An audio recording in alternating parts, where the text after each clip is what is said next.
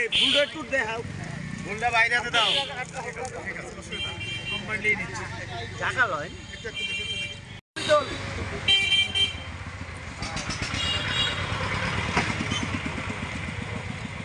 গাড়িগুলো আছে ভিতরে ঢুকাইতে বল, ভিতরে নিয়ে গেছে সামনে।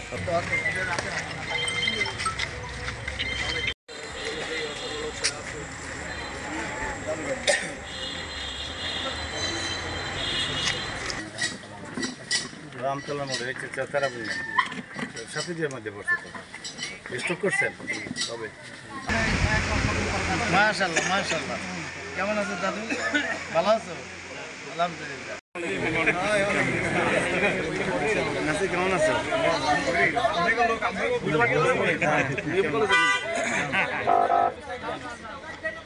মহানগর উত্তর বিএনপি কেমন আছে? গাড়িগুলি ভিতরে এখন একটু পরে যায়।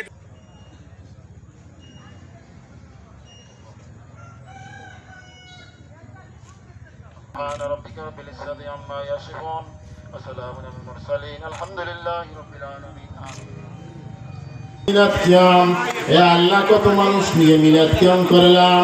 আজকের মিলাদ কিয়াম হচ্ছে সাল্লাল্লাহু আলাইহি ওয়া আলিহি ওয়া সাহবিহি বারাকা ওয়া সাল্লাম হয়েছে।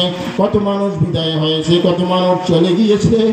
আল্লাহ এই বাড়ি থেকে তিনি কিছু আলাপ আলোচনা করলাম, আল্লাহ মিলাদ কিয়াম করলাম, দরুদ সালাম পাঠ করলাম, কবর জিয়ারত পাঠ করলাম। 12 বছর বাংলাদেশের মাটিতে আমি পদার্পণ করতে পারিনি। আমার মা দুনিয়া থেকে বিদায় হয়েছে, আমাকে দেখার জন্য অনেক অনেক আকুতি মিনতি করছে, তারপর আমি আসতে পারিনি। কারণ ফ্যাসিস্ট আওয়ামী সরকার এই শেখ হাসিনার বিরুদ্ধে আমি জাতিসংঘ, স্টেট ডিপার্টমেন্ট, হোয়াইট হাউস, বিভিন্ন জায়গায় আমরা ডেমনস্ট্রেশন করেছি এই বাংলাদেশে গণতন্ত্র পুনরুদ্ধারের জন্য। এবং বাংলাদেশের মানুষ আপনারা জানেন কোনো কথা বলতে পারতো না। তারা যখনই কথা বলতো বাংলাদেশের কোনো রাজনৈতিক দল এবং সাধারণ মানুষ, তখন তাদের উপরে নির্বিচারে গুলি করা হতো এবং আয়নাঘরে নিয়ে বন্দি করে রাখা হতো এবং গুম খুনের শিকার হতো। সেই কারণে বাংলাদেশের মানুষ ইচ্ছা থাকা সত্ত্বেও অনেকে সরাসরি এই শেখ হাসিনা ফ্যাসিস্টের বিরুদ্ধে কোনো আন্দোলন সংগ্রাম সেইভাবে করতে গেলেও অনেক বাধা বিপত্তির মধ্যে পড়ছে। যেহেতু আমরা বিদেশে ছিলাম, আমরা দেশমাতৃকার টানে এই দেশে আসব, কিন্তু আমরা এই দেশে আসতে পারিনি একটি কারণেই, যখনই আমরা যদি আসতাম আমাদেরও ভাগ্যবরণ হয়তো আয়নাঘরে অথবা আমরা গুম খুনের শিকার হতাম। এয়ারপোর্ট থেকেই আপনারা জানেন বিভিন্ন নেতৃবৃন্দ যারা আসছে বিগত দিনে বিদেশ থেকে, সবাইরই এই অবস্থা হয়েছে। সেই জন্য আমি আসিনি এবং আমার মাকে দেখার ইচ্ছা সত্ত্বেও আমি আসতে পারি না। আমার মা দুনিয়া থেকে চলে গেছে এবং আমি আমার ভাই বোন যারা আছে তাদের সাথেও দেখতে পারি না, আমার আত্মীয় স্বজন কেউকেই দেখতে পারি না। নেতাকর্মী যারা আছে সবাইকে আমি আপনারা জানেন আমি দীর্ঘদিন থেকে বিএনপির রাজনীতির সাথে জড়িত, ছাত্রদল থেকে জড়িত, প্রায় 40 বছরের মতো এই দলের সাথে আমি জড়িত।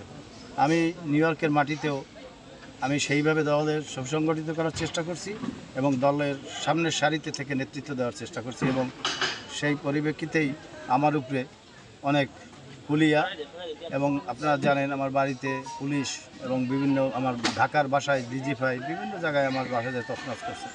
তো এই কারণে আপনাদের মাধ্যমে বলছে আজকে স্বাধীন বাংলাদেশে যারা 15টি বছর আন্দোলন সংগ্রাম করছেন এবং এই ফ্যাসিস্ট হাসিনাকে বিদায় করার জন্য যে ত্যাগ স্বীকার করছেন এবং গুম খুনের শিকার হয়েছেন, আয়নাঘরে বন্দী ছিলেন। আপনারা জানেন বিশেষ করে জুলাই আগস্টে যে আমাদের কোমলমতি ছেলেমেয়েরা শেষ তাজা বুকের রক্ত দিয়ে হাজার হাজার ছাত্র জনতা, রাজনৈতিক কর্মী আত্মাহুতির মাধ্যমে এই দেশ দ্বিতীয় স্বাধীনতা অর্জন করেছে এবং এই দ্বিতীয় স্বাধীনতাকে আমাদের রক্ষা করতে হবে। আমার একটিই দাবি সকলের কাছে আপনাদের মাধ্যমে, এই সরকার, এই অন্তর্বর্তী সরকার, তাদের আমাদের সহযোগিতা করতে হবে এবং এই ফ্যাসিস্ট আপনারা জানেন দেশে বিদেশে আবার সেই ষড়যন্ত্র করছে, সেই ষড়যন্ত্র মাধ্যমে যাতে এই সরকারকে বিতর্কিত না করতে পারে। বাংলাদেশে যে স্বাধীনতার যে গণতন্ত্র আমরা পুনরুদ্ধার করছি এবং যে গণতন্ত্র ভবিষ্যতে যে গণতন্ত্র রাজনৈতিক দলের মাধ্যমে যে নির্বাচনের ফ্রি ও ফেয়ার যে নির্বাচন হবে, সেই নির্বাচনের মাধ্যমে যে সরকার গঠন হবে রাজনৈতিক সরকার, তারাই দেশ পরিচালনা করবে। এবং এই সরকারকে ততক্ষণ পর্যন্ত এই সরকারকে আমাদের সহযোগিতা করতে হবে। এবং আমি বিশেষ করে রাজাপুর কাঠালিয়া আমাদের যারা আমার সহযোদ্ধা এবং আমরা যারা জাতীয়তাবাদী পরিবার, আমরা একটা পরিবার, এখানে আমরা কোনো ভেদাভেদ ভুলে সবাই ঐক্যবদ্ধভাবে কাজ করব। আমরা আশা করি যে তত্ত্বাবধায়ক সরকার এখন যা করছে তাদেরকে আমরা সার্বক্ষণিক সর্ব লেভেলে সহযোগিতা করে তত্ত্বাবধায়ক সরকারের নির্বাচনে তারা একটা নিরপেক্ষ নির্বাচন অনুষ্ঠিত করবেন। এবং আমি দৃঢ় বিশ্বাস যদি নিরপেক্ষ নির্বাচন হয় ইনশাআল্লাহ আমাদের জাতীয়তাবাদী শক্তি আবার ক্ষমতায় আসবে এবং তারা মানুষের সেবা করার সুযোগ পাবে।